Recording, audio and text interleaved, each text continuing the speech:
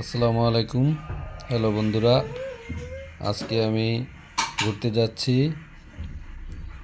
বরিশাল থেকে ভোলা। আপনারা দেখতে পাচ্ছেন এটি হচ্ছে চরমোনাই যাওয়ার একটি ব্রিজ। আমরা এখন ব্রিজের নিচ দিয়ে যাব। একটু সামনে দেখতে পাচ্ছেন একটি লঞ্চ আসতেছে।